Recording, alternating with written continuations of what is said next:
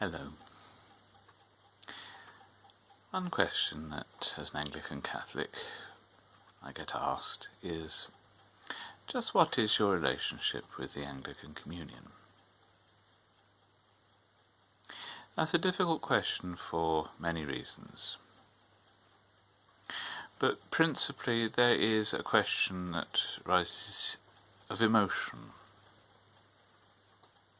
particularly when the Anglican Communion has chosen various different routes away from the Catholic faith. Or so we Anglican Catholics firmly believe. And we have good reason to believe them. And that sort of brings me to a principle of charity that we need to start cultivating, and particularly in social media.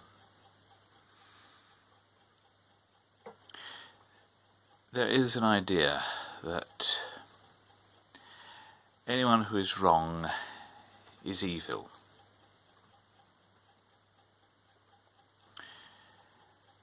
Or anyone who is in any way, shape or form preaching heresy cannot possibly ever be Christian. You really do get that ferocity.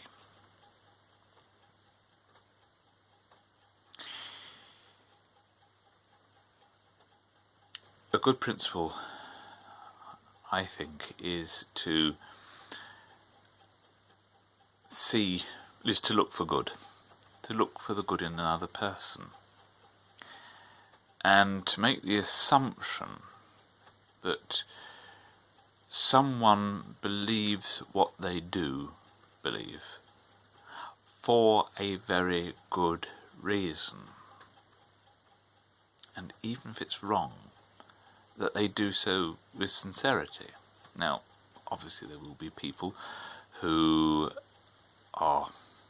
do so insincerely.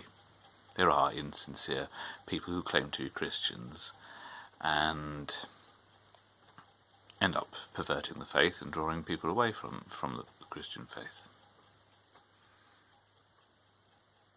With, well, quite frankly, horrifying results.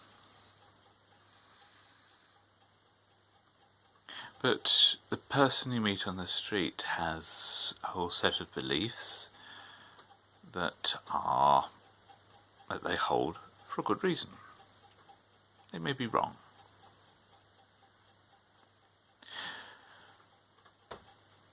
What is behind that is the idea of the will and the freedom that it's been given. Our Lord Jesus Christ had two wills. He had a will from his human nature and a will from his divine nature. And his human will he bent to fit his divine will. If our Lord became incarnate with a human will, it shows that the human will is worth saving. Which means that our choices our ability to choose is worth something, even if our choices are foolish, stupid, and even sometimes downright dangerous, perhaps even eternally so.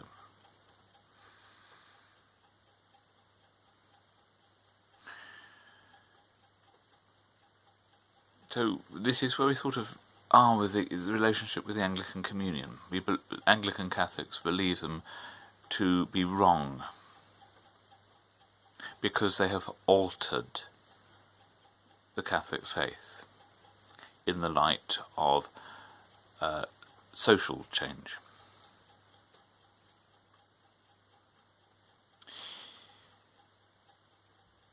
But they've done so with potentially a noble reason, i.e. that they seek to make life better for other people.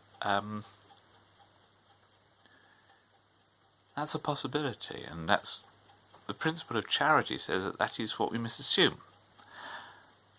rightly or wrongly. And Anglican Catholics have chosen to retain the doctrine of the Church from its beginnings.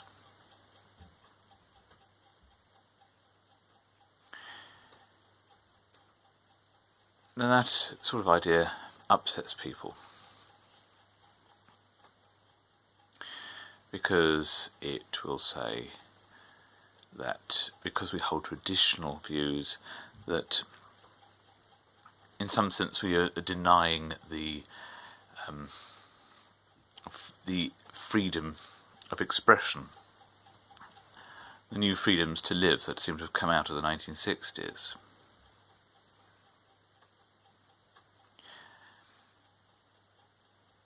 Well, we don't believe that to be a true freedom.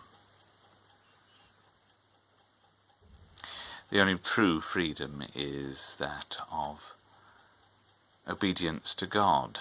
Now, why is that a freedom? It sounds more like a slavery. Well, if we believe in God, and we believe that God created us, each one of us, and then He has created us. And what has He created us for? He has created us for His pleasure. He has created us to be something on which He can show His love.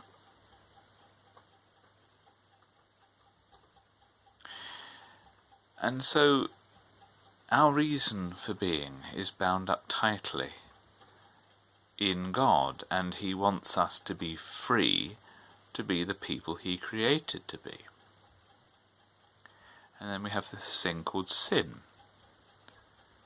and sin separates us from God.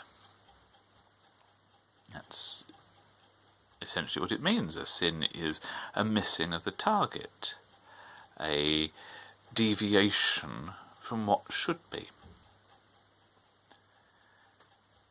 And if in God we are free to be ourselves, the real us, then sin distorts that.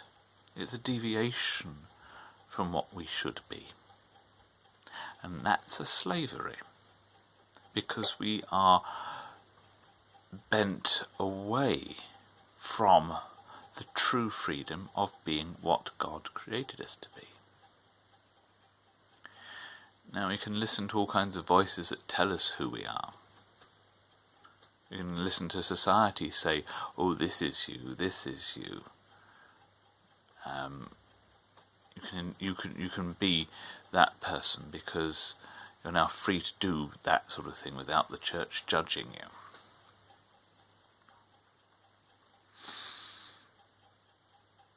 Well, if that's the case, that's society dictating who you are. That's people, that's a whole load of reasons and philosophies that are deviating from God.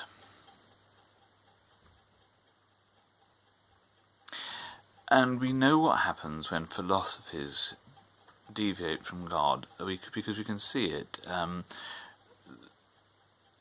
The great oppression, slavery, the regarding of people as chattel, have come from reasonings. Not necessarily from the church, though historically some parts of the church have tried to argue for slavery. But not all. Indeed, there have been as many voices against slavery than for.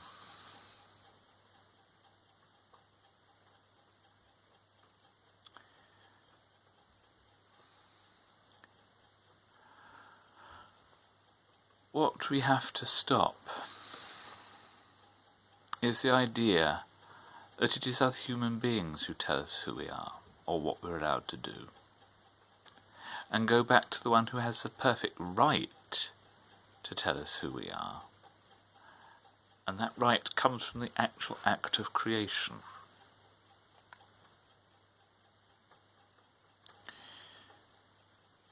And that may be hard for some people to understand.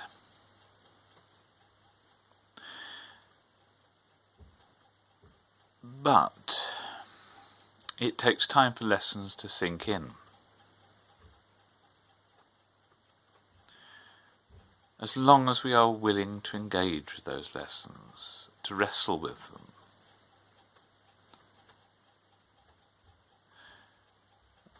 we wrestle with God like Jacob does. And God will put out our hip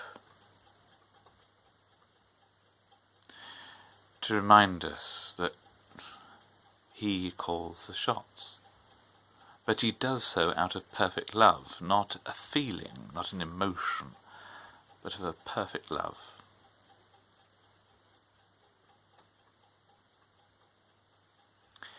Our relationship with the Anglican Communion is that of walking separately. We do not believe that the Anglican Communion hold the Catholic faith. That doesn't stop them from being human beings who deserve God's love and who deserve our love. They have a right to it. But it does mean that we have to shut the door of communion because they do not believe the same communion as we do. But if we shut the door, fair enough, as long as we can open a window to talk to them.